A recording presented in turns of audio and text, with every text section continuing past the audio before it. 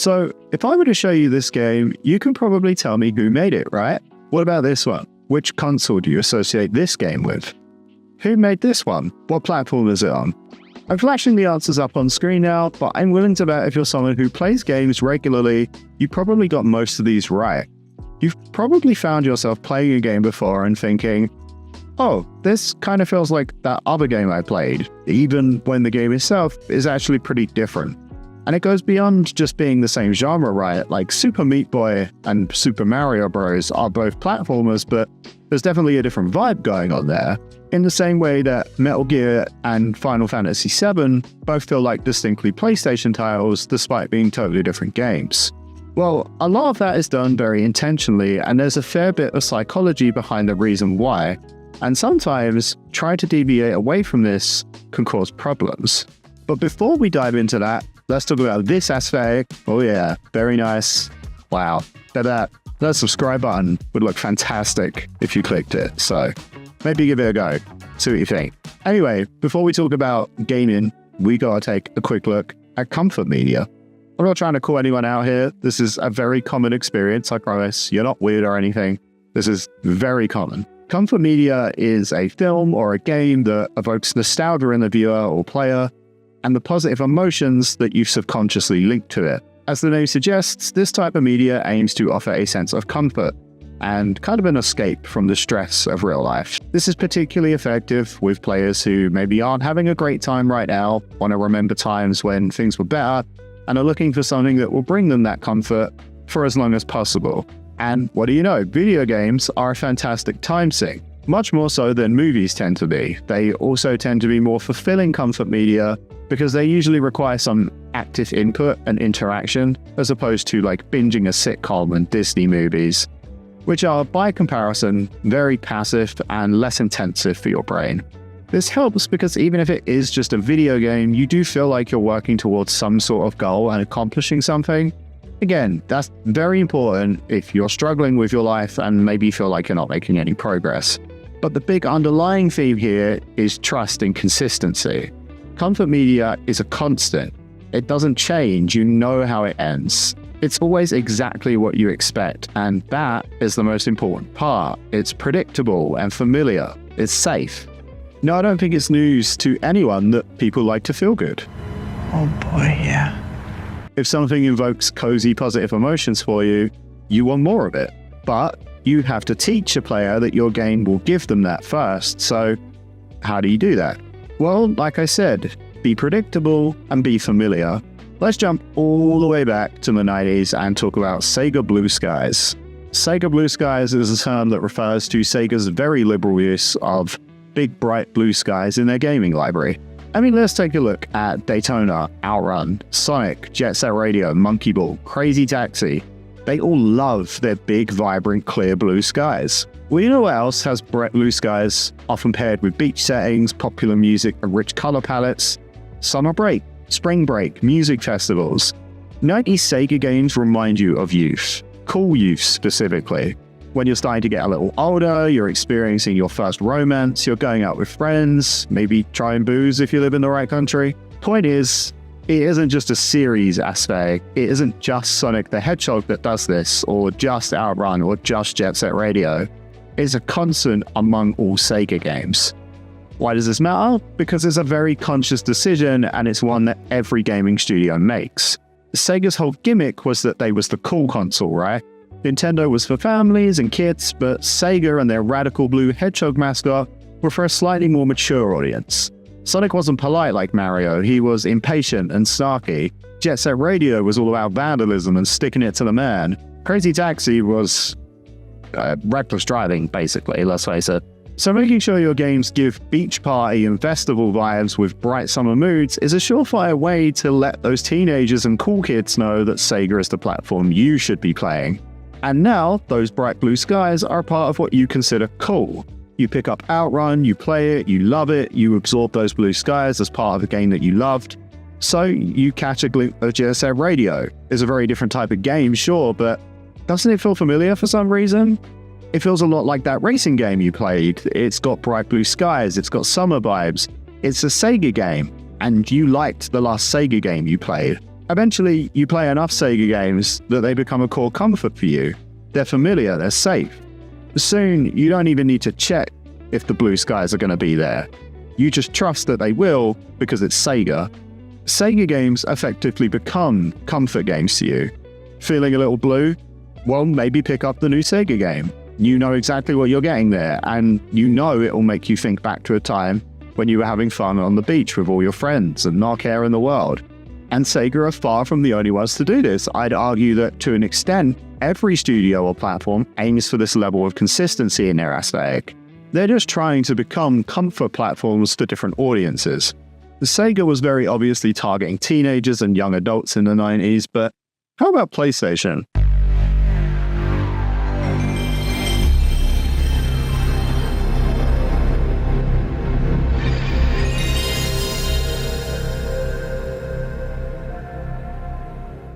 Oh, yeah. PlayStation is an interesting one because they targeted teens and adults in a very different way. While Sega was all about radical 90s attitude and loud, colourful fun, Sony went for the complete opposite. They were louder, they were bloodier, and they weren't just mature, they were for adults.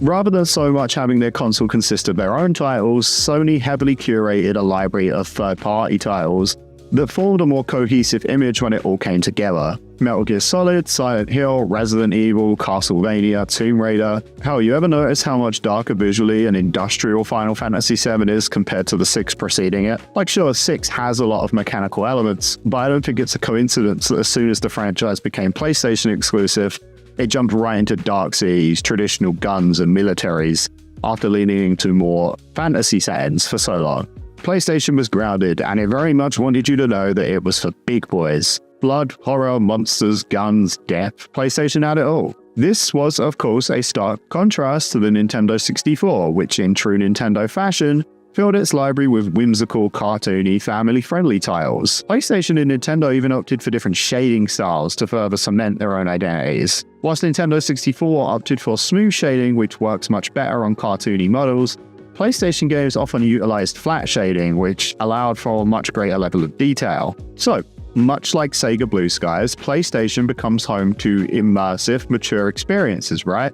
You pick up a PlayStation 1 game, you know exactly what you're getting. It's going to be a story-intensive ride for a gritty reality. If I'm a young adult who wants to reminisce about summer break, I know Sega Blue Skies will take me there. If I'm looking to feel like a badass, because maybe I'm feeling a little defeated right now, not projecting, I promise, then PS1 is a platform I can rely on. Except there was a problem, one that both Sony and eventually Sega started to struggle with, because what happens when you turn your Sega Blue Skies grey? So we want about Nintendo, but they are consistent. They know exactly what aesthetic they wish to establish, and they have established it. Nintendo games are cute, they're colourful, they're soft, rounded, ever so slightly weird and nonsensical, but never outwardly adult and never too mature that a child couldn't play them, for the most part. Games like Majora's Mask and some Metroid titles push the boundary slightly, but it's always very short-lived. There's maybe 2 Zelda games that feature dark imagery, the rest of them look like this. Even third-party titles tended to have to meet that Nintendo standard. Banjo-Kazooie fits right in with the rest of their library, and Conker was a huge point of controversy for Nintendo, both internally and externally. It really wasn't something that they let happen much. No matter if it's a resource management puzzle game like Pikmin, a platformer like Mario, or a fighting game like Smash Bros., I know exactly what kind of vibe I'll be getting, and that has been consistent for decades. So, let's jump back to the 90s and Sony with the PlayStation 1. Sony kind of wanted it all. And what do I mean by that? Well, they knew their console would attract the adult market with gore and violence, but what about all those kids that were just begging mum and dad to buy them the latest Jumpman or Funny Monkey game? Or those hit dudes looking for the next Sonic game? And merch, you gotta have merch, right? And you can't put out kid-friendly merch for Resident Evil, so Sony had to do something to appeal to the children. And thus, their console plans branched out to include properties like Parappa the Rapper, Klonoa, Ape Escape, and of course, the 2 big boys, Spyro and Crash. All of these retained the PlayStation ethos of being aimed at a more mature and slightly cooler audience. Except for Klonoa, I think that one's pretty child-friendly. But they felt closer to something like Sonic than Resident Evil or Metal Gear, with snarky main characters, attempts at adopting popular music trends, and edgy toilet humor. But when it come down to it, Crash, Spyro, and company were games meant for the kids. Cartoon animals that they could slap on t-shirts and sell like hotcakes. And hey, they're fantastic games, all of these. Like, all the ones I mentioned are all really good games, so why does it matter? What makes this a problem? Well, whilst this kind of diversity allows you to conquer that market, it also somewhat destroys the platform's coherence. PlayStation was trying to also be Sega with a dab of Nintendo as well. Picking up a PS1 title didn't guarantee a specific vibe or aesthetic, and that meant that PlayStation ended up meaning different things to different people. For a comparison in a different medium, Disney are currently having this issue with their films right now. Here's a fun little thing you can ask your friends and family. Try to find ones that are from different backgrounds and age groups, and just ask them, like, what do they think of when you say the word Disney? Older audiences are more likely to tell you that it's Snow White, Cinderella, Winnie the Pooh, you know, classic Disney. Late 20s to mid 30s might give you Pixar films like Toy Story and Monsters Inc. or The Incredibles. Superhero fans will tell you it's the MCU. Sci-fi fans might tell you Star Wars, and very young audiences won't even realize that Disney make movies at all, instead telling you that Disney is in fact a streaming channel. I could not tell you what the last Disney film to come out was, and I bet you probably couldn't either without looking it up, because they are producing such a massive range of them, and they're all part of separate individual brands, which means eventually Disney as an identity gets lost and has a host of separate identities now.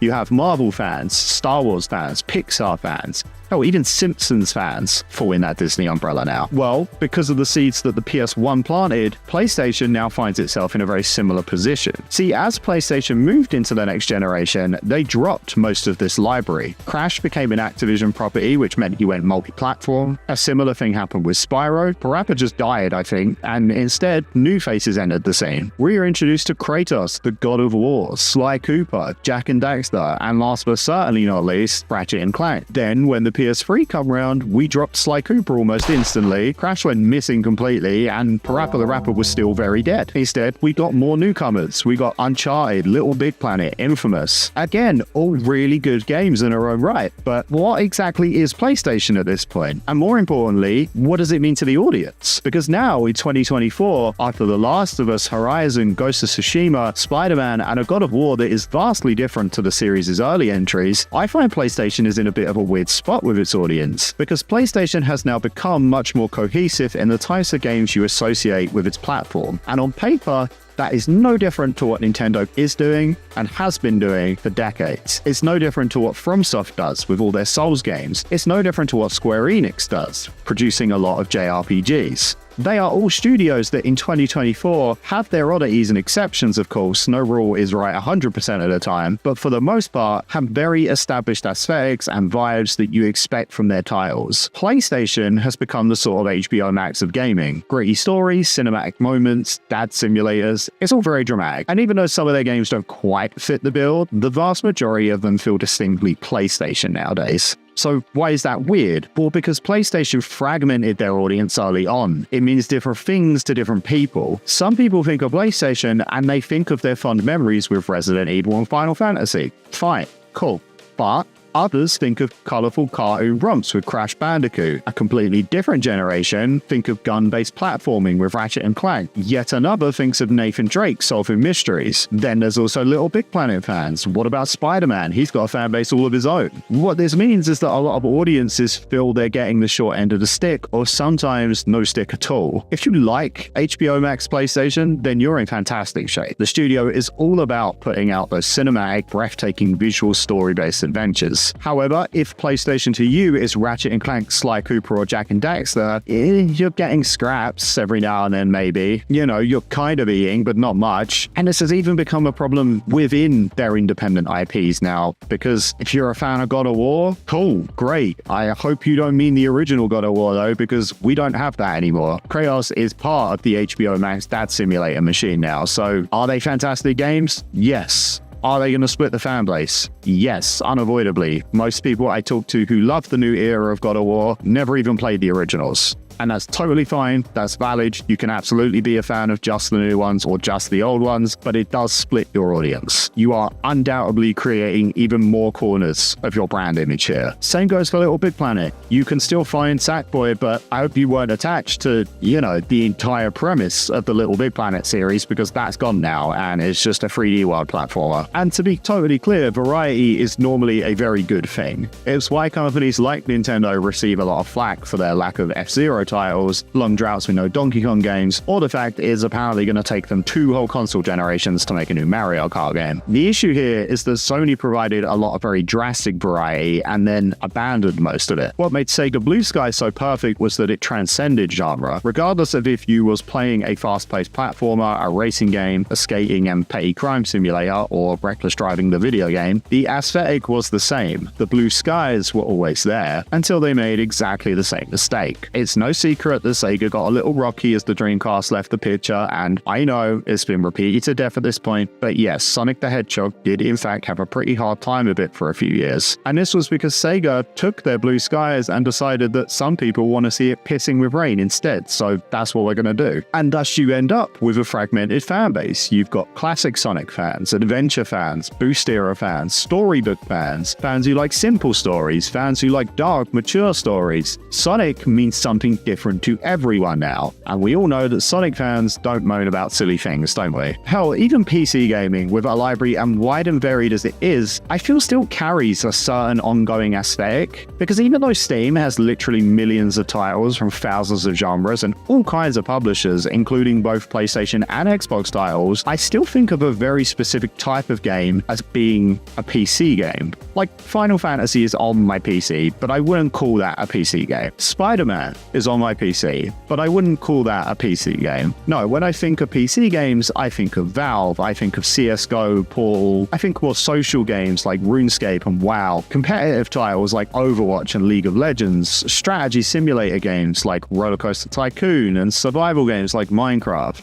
PC games are technical games, I think is the best way of putting it. Games where the biggest draw isn't story like the PS1 or radical vibes like the Genesis and Dreamcast. It's games that make me feel connected and in control. And this makes sense, right? Because a keyboard and mouse control feels more technical than a controller. There's more buttons, more intricacy, and of course, they're meant mainly for communication and typing words. Most of the games I listed just don't really feel like they were meant for consoles. The ones that even have console ports anyway. And again, when I sit at my PC, that's usually the sort of game I expect to boot up. Something involved, something intricate, and something that's potentially sociable as well. Anyway, PlayStation, it seems, has finally settled in on aesthetic, one I think actually does fit them fairly well, all things considered, and does feel fitting for a platform that was considered a more adult choice than the Nintendo 64 back in the day. But it will always carry with it several other legacies that its audience have nothing but fond memories for, and leave those players without any way to keep returning for those comforting worlds that they love so much. And hey, I don't normally end these like this, but I would actually love to know what sort of games you associate with particular platforms, so please do leave us a comment. We love reading them, and we try to reply to all of them when we can. Until then, if you find yourself in need of some comfort, keep your eye on those Sega Blue Skies. They're sure to get you back in the groove.